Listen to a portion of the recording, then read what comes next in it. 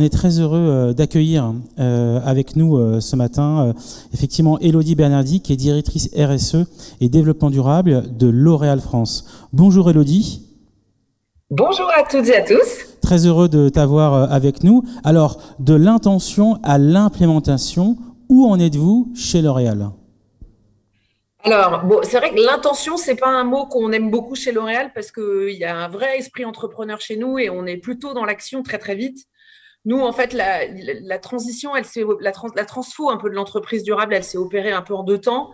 Il y a eu un premier temps qui nous a occupé les 10 dernières années avec un programme qui s'appelait Sharing Beauty with All, où vraiment l'idée, c'était de transformer notre métier de la beauté. Donc, c'est vraiment trois grands métiers chez nous qui ont été concernés, que sont l'ARI, évidemment, les opérations, bien sûr, pour produire ces innovations de beauté durable, et puis les achats, parce qu'évidemment, sans nos fournisseurs, on n'aurait pas pu y arriver. Et là, on est passé à un deuxième temps, qui est plus un temps de l'accélération opérationnelle, c'est-à-dire que maintenant, c'est redescendu dans les filiales. Donc moi, je m'occupe de la filiale France pour le groupe L'Oréal.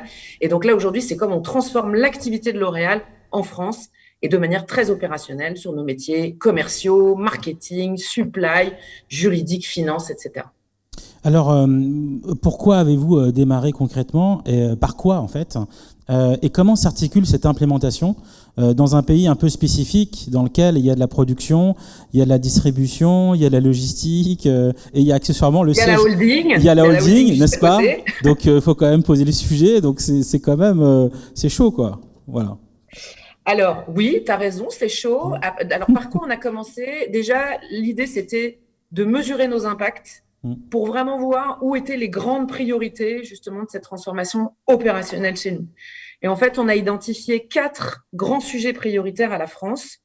Et je t'expliquerai peut-être après, si ça vous intéresse, comment on travaille, quelles sont un peu la gouvernance. Et ces 4 grands sujets, c'est quoi ? C'est premièrement réduire nos émissions de CO2. Donc ça, c'est tous nos sites. Donc tu l'as dit, on en a beaucoup en France. On a 11 usines, on a 6 centrales de distribution, on a 4 centres de recherche, on a 6 campus bureaux traditionnels. C'est aussi réduire l'impact CO2 du déplacement de nos collaborateurs. C'est aussi réduire l'empreinte CO2 de notre consommation du numérique, collaborateurs, médias, etc. Deuxième grand sujet qu'on a identifié, c'est réduire notre poids de plastique vierge, mais dans notre activité opérationnelle.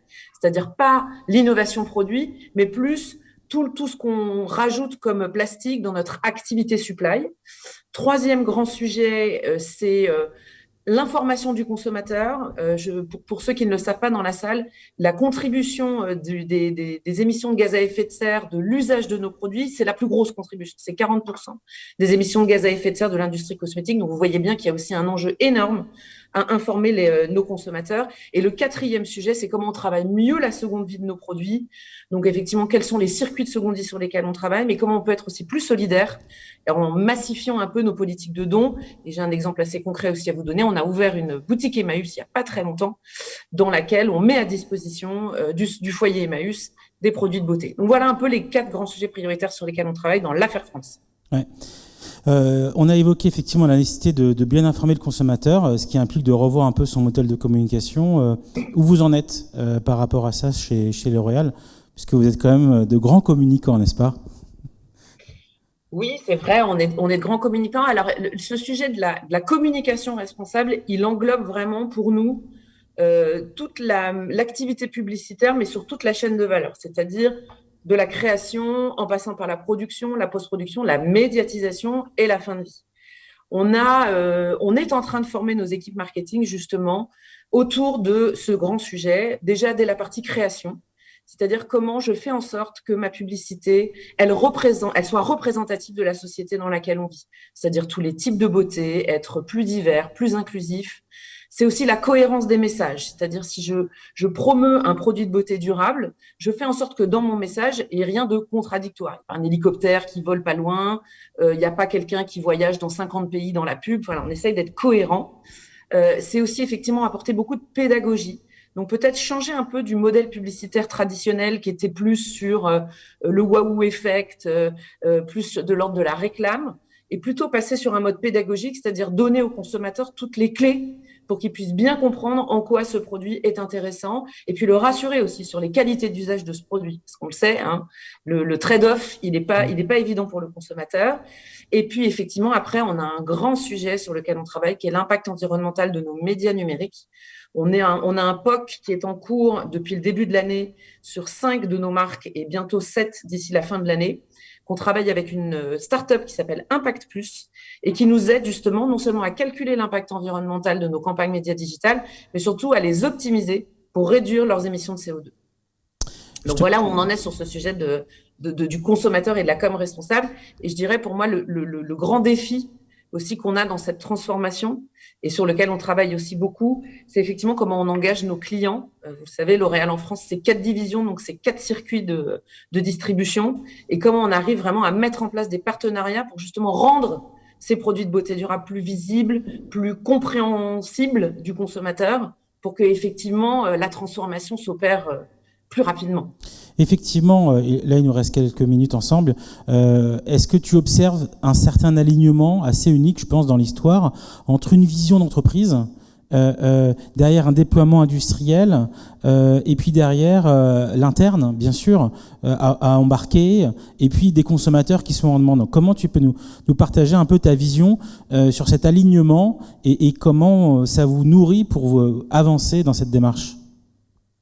Moi, je trouve que tu as raison et je trouve que c'est ce qui est assez enthousiasmant, en fait. C'est qu'aujourd'hui, on vit un vrai momentum, quoi. Il y a cette rencontre, en fait, entre les aspirations de nos consommateurs, les aspirations de nos collaborateurs aussi, qui ont vraiment envie de contribuer à cette transformation, et la mission de l'entreprise. Nous, on a une nouvelle raison d'être, entre guillemets, chez L'Oréal, qui est créer la beauté, qui fait avancer le monde. Donc, on voit bien que l'entreprise, elle se projette dans le futur. Et puis, derrière ce mot créer, il y a aussi vraiment se réinventer. Donc, moi, c'est ça que je trouve très enthousiasmant et qui me donne beaucoup d'espoir. C'est effectivement cette grande rencontre qui s'opère entre des stakeholders majeurs qui ne peuvent pas, c'est-à-dire on peut pas avancer sans toutes ces parties prenantes, et je dirais nos clients aussi sont vraiment au cœur de ce sujet. Et ça, c'est pareil. Moi, je suis toujours hyper heureuse de rencontrer mes alter ego chez nos différents clients, parce que je sens que aussi eux-mêmes sont dans une remise en question totale de leur modèle, et c'est génial parce que ça veut dire que tout est à créer ensemble, quoi. Alors effectivement, on avait évoqué dans le cadre de la préparation de ces échanges le sujet des scopes, la gestion aussi des parties prenantes. J'imagine que cette culture d'ouverture, c'est aussi une avancée, c'est un nouveau paradigme aussi à gérer. Comment ça s'est opéré et quelles bonnes pratiques tu pourrais partager avec notre audience aujourd'hui ? Je trouve effectivement que l'état d'esprit un peu de toutes ces parties prenantes a beaucoup changé. On est beaucoup plus dans un esprit de collaboration qu'on ne l'était avant.